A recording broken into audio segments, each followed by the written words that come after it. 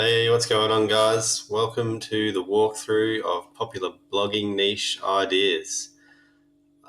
This article is designed to help you decide what sort of niche you want to get into if you're thinking of starting a blog or a website. All right, just going to get rid of this camera. We don't need that up. All right, guys, so this post may contain affiliate links. Please read our disclosure for more info. If you don't know what affiliate links are, I will link that in the description down below. All right, guys, so like I said, this article is overall designed to help you decide what sort of blogging niche you want to get into. So I just want to talk about what the difference is between popular and profitable mainly. There's a lot of talk about that only certain niches can be monetized, and I just sort of want to get to the bottom of that just to help you guys, get around that sort of indecisive or procrastination state that you get into when you're trying to think of what niche you should go into, because you want to make money. I'm sure by this point in your journey, you want to start a blog because you want to make money. All right, so basically, I've come across hundreds of articles where people are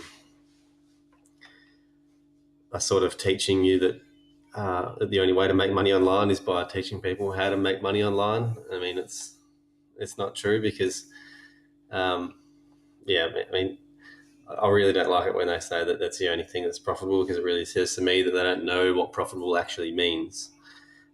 So blogging as a business model itself is profitable. So compared to a physical shop or a shop front style business or a service provider, it's actually more profitable as a business because of there's less overhead, there's less physical things you need to invest in to actually run your business. This little list here is the most important things and basically what makes it profitable. So how you connect with your audience. So basically leveraging video content and say podcasts and stuff like that. I don't personally do podcasts, but I do get into video content.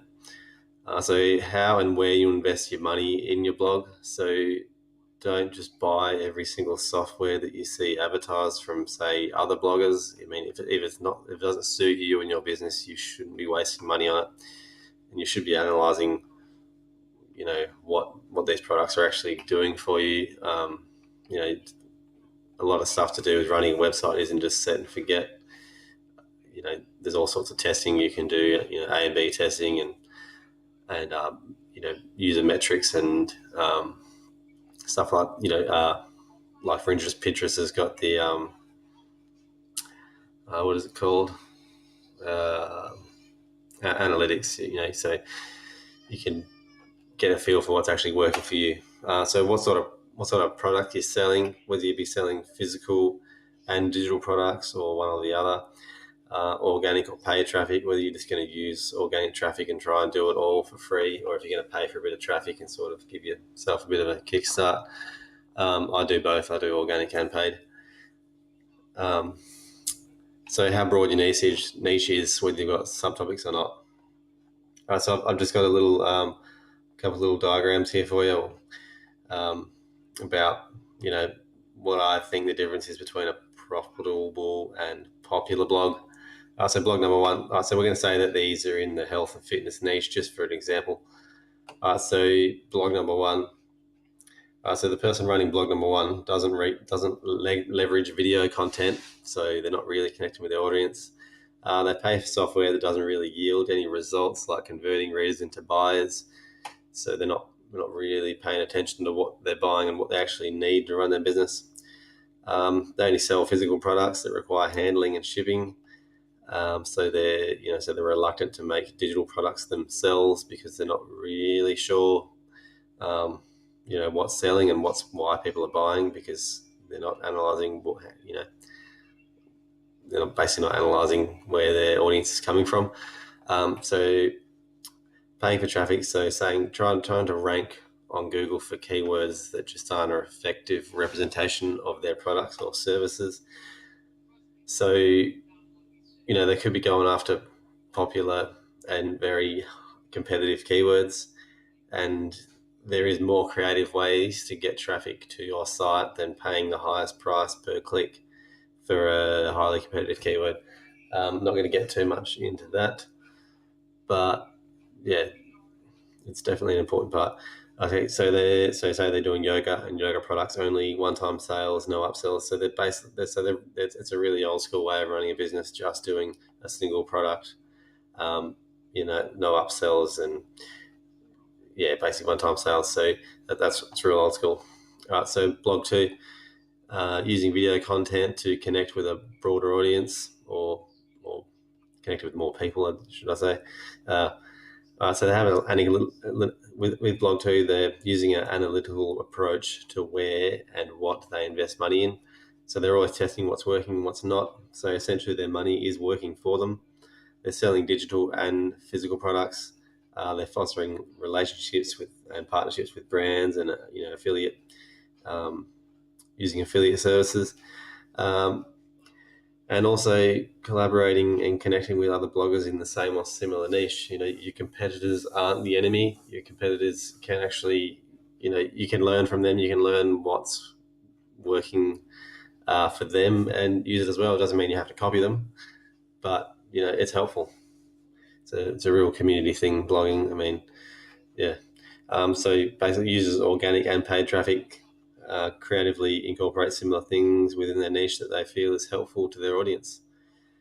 Like, say, helpful ebooks, recipe plans, helpful apps, that sort of health and fitness style stuff.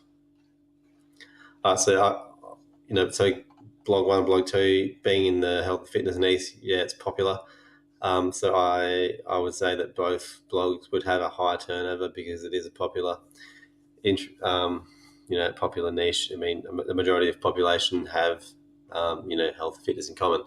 So that being said, my bet would be on blog 2 would be way more profitable just because of the type of business they're running.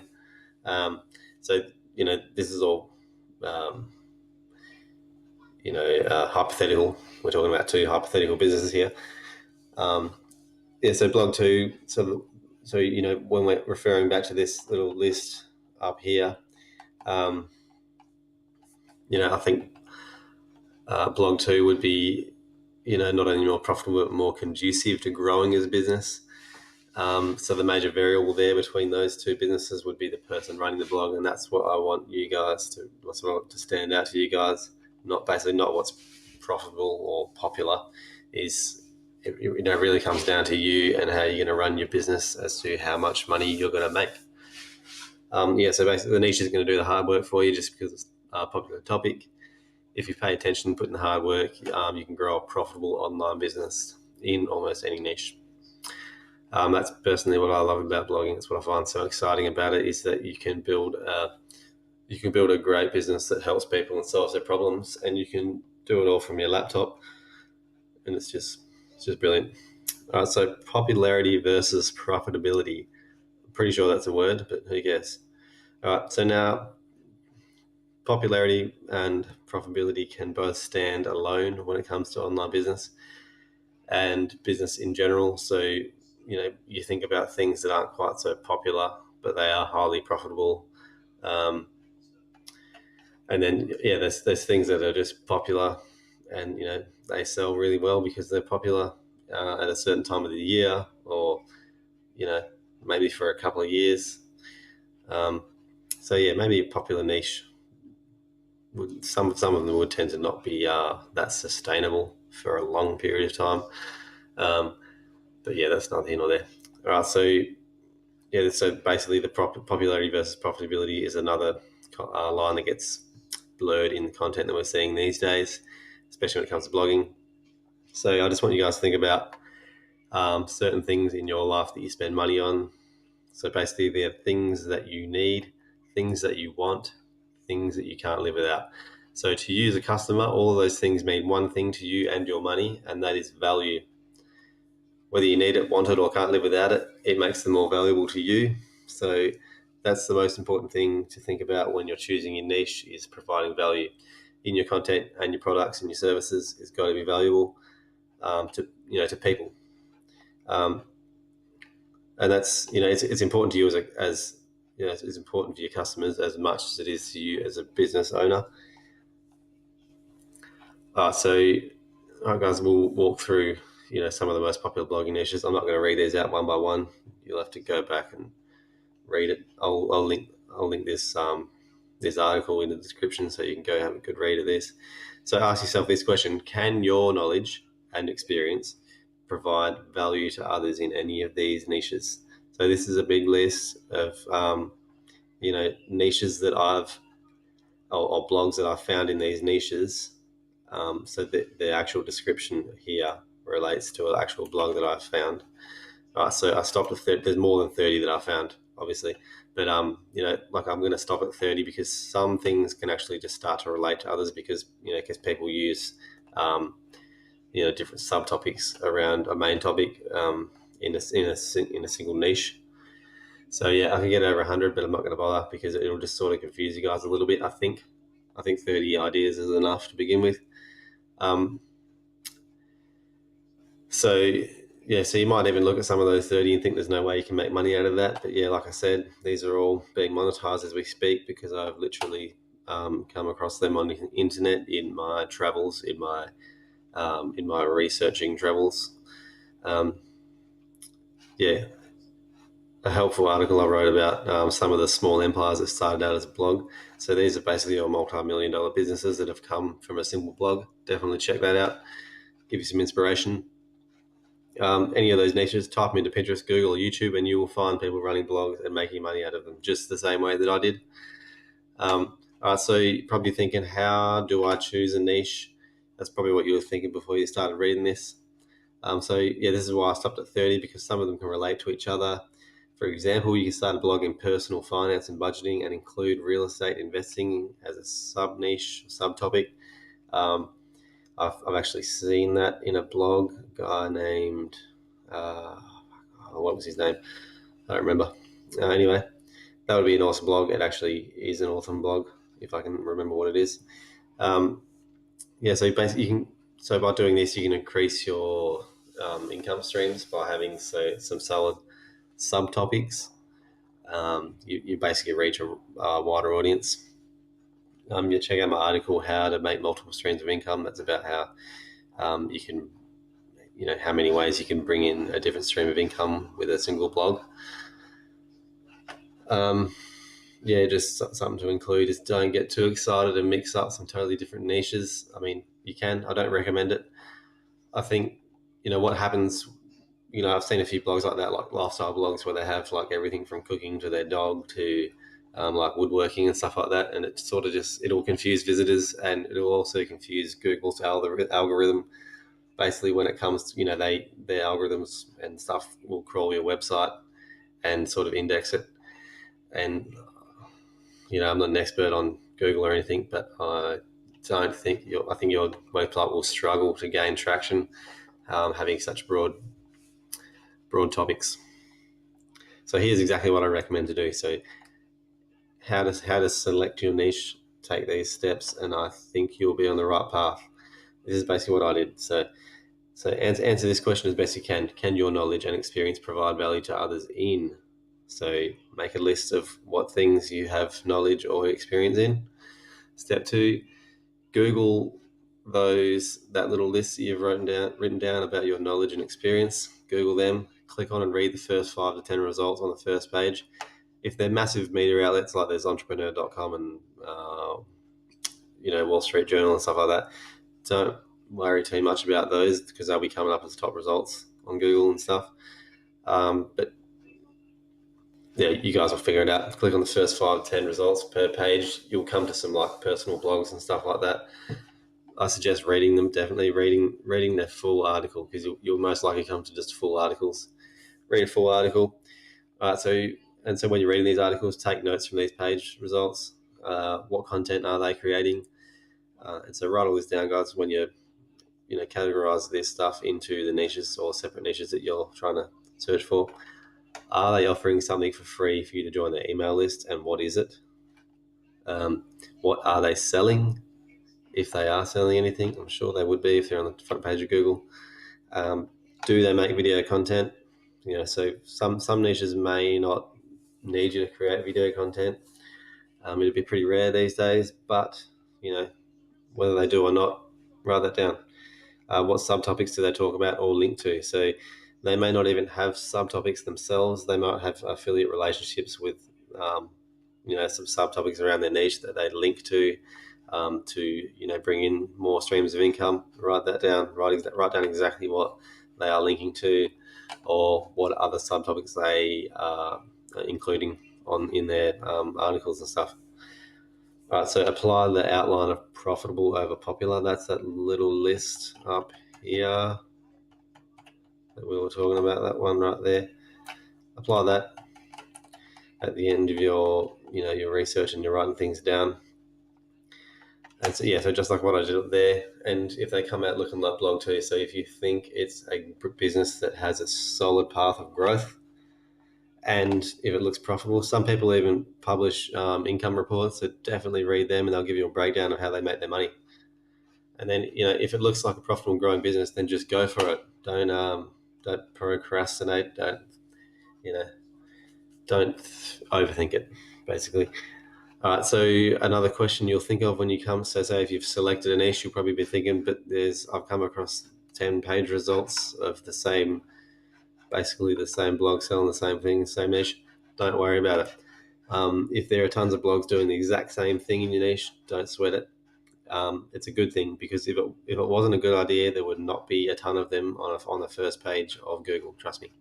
And so basically they would certainly not be on the front page of Google if they weren't making money out of it as well and running a good business. So to sum it all up, guys, don't let anyone tell you that you are guaranteed anything when it comes to making money from an online business. It really comes down to you as a person, how much work you're basically willing to put in, and just do your research and test things, and don't just leave it to chance. Don't just sit around and wait. You've got to really get stuck into it. So analyze what's working. Don't be afraid of doing what someone else is doing. Use their success to inform yourself. I was talking about that before. It doesn't mean you have to copy them, but analyze what your competitors are doing, what's working for them, and use it for yourself. Really, following a method means you won't be wasting time on other things that have already been tested. So basically, your competitors will have already tested things that you're thinking of, and it's helpful to know what they're doing so that you don't waste time on things that didn't work. All right, how do you get started? Super simple to get started with a blog. Click on this link and you'll get through to our start a blog page, and it'll take you step by step. There's literally step by step how to get started with a host, with a theme for your website to get your website looking pretty and all that. And so you can get started. So if you've gone through this process and you've got, like I said, by the end of this article, you've got your niche sorted, you can get it up and running within 15 minutes or less. So head on over to our step-by-step how to start a blog page, and you can get your blog or website set up and running today.